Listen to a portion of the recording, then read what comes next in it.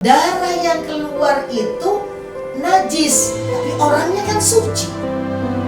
Yang kotor kan darahnya, orangnya bersih.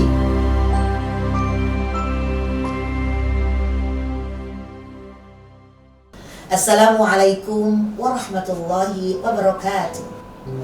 Pemirsa TV MUI, program perdana kami Mir'ah Perempuan. Alhamdulillahirabbil alamin, kita bisa jumpa kali ini. Mudah-mudahan seterusnya kita akan berjumpa. Kita punya kebiasaan bagi wanita, tamu bulanan. Apa itu? Haid atau menstruasi. Di sini saya akan bahas tentang mitos atau rumor yang beredar di masyarakat muslimah. Namun bapak-bapak perlu tahu. Kenapa? Karena pelajaran buat istri bapak. Betul nggak? Betul lah, pastinya begitu. Apa itu? Keramas saat haid, rontok rambut saat haid, masak saat haid, kemudian makanan perempuan waktu haid, bahkan tidur bareng dengan istri lagi haid. Dengan istri ya, jangan lupa bapak-bapak ya, lagi haid. Bagaimana hukumnya? Mari kita bedah satu-satu. Begini, dalam kitab Nihayatuz Zain halaman 31 itu ada sebuah keterangan bahwa disunnahkan bagi perempuan yang haid untuk tidak merontokkan tadi itu anggota tubuhnya, rambut, kemudian kuku, nah kemudian yang lainnya yang kira-kira rontok sampai dia mandi haid. Nah, mandinya ikut dibersihkan. Jangan lupa, sunnah hukumnya.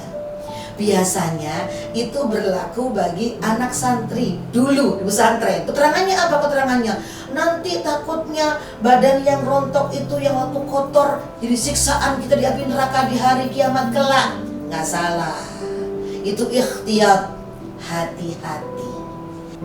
Namun keterangan dalam kitab Nihayatuz Zain tadi ada pendapat lain dari Ibnu Taimiyah bahwa beliau mengacu pada hadis Rasulullah SAW. Ketika itu istri Nabi yang paling cantik siapa? Semua cantik sih, tapi yang paling muda Siti Aisyah, Sayyidatina Aisyah. Kita bilang Siti Aisyah, orang Indo kan bilang Siti Aisyah. Kalau orang kita bilang Sayyidatina Aisyah radhiyallahu anha. Beliau ketika haji wada menstruasi, mau keramas, beliau bingung. Pasti bingung kan? Karena beliau punya suami Nabi, tanyalah beliau. Kemudian bertanya, gimana Rasul, saya kok mau mandi ini? Apa kata Rasul? Umqudi ra'saki wamtashiti wa ahilli bil haji. Kata Rasul, lepas aja gelunganmu, sisirlah, kemudian ya keramaslah pastinya. Nah setelah itu kerjakanlah pekerjaan orang-orang yang pergi haji itu, kecuali tawaf. Karena apa? Karena tawaf tidak boleh orang yang sedang haid.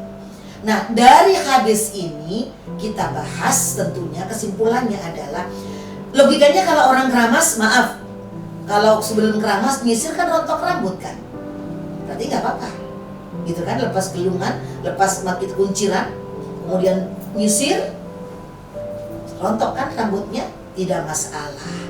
Nah dari sinilah ada dua pendapat. Jadi pendapat yang pertama dikatakan sunnah, pendapat yang kedua tidak masalah kita nyisir rambut, tidak masalah kita motong kuku, tidak masalah kita pekerjaan apa saja kita kerjakan, bahkan memasak pun juga tidak masalah. Nah, masalah masak-masak ini memang ada kebiasaan orang-orang Yahudi. Perempuan Yahudi itu waktu haid, suaminya itu nggak mau campur dengan istrinya, nggak mau makan masakan istrinya, bahkan istrinya nggak boleh masak. Kok ini kita mau ngapain bapak-bapak ibu-ibu ya?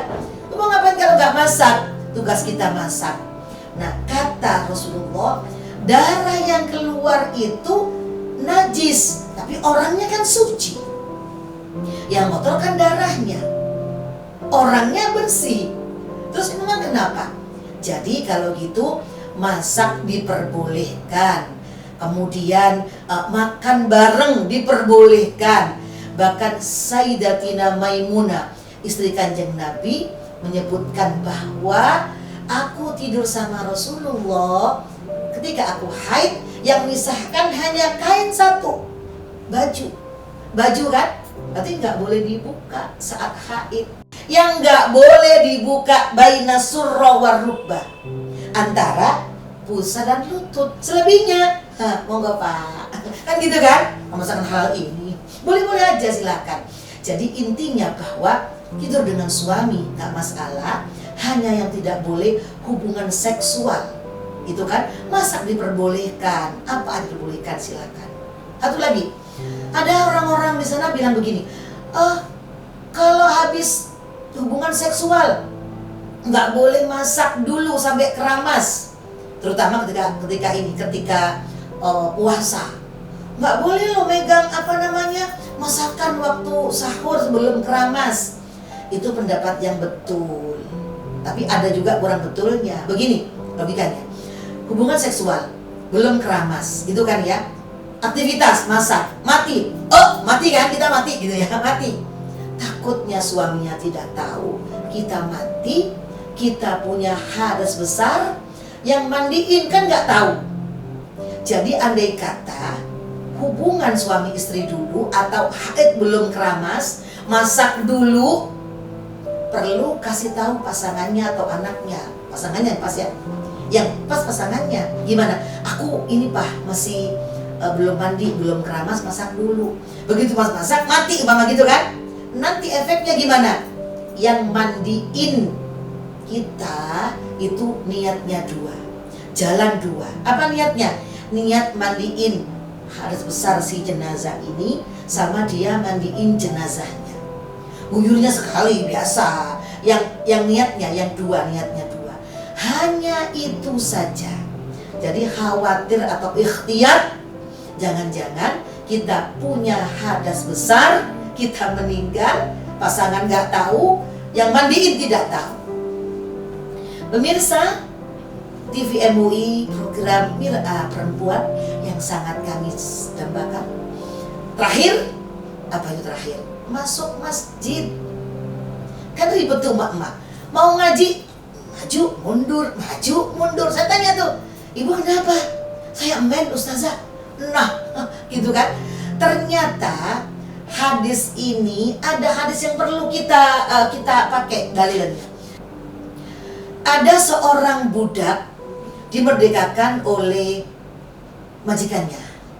Kemudian karena nggak punya rumah, beliau itu tinggal di Masjid Nabawi. Bayangkan ya, dulu kan masjidnya masih bawahnya kan masih belum kayak sekarang kan.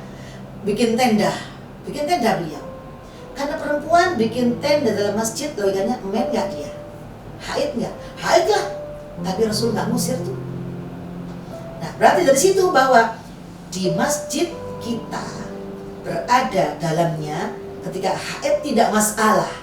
Yang jadi masalah kalau darahnya akan netes. Nah kata Rasulullah, inna haidotaki laisat fi yadiki. Gitu kan kata Rasul nih.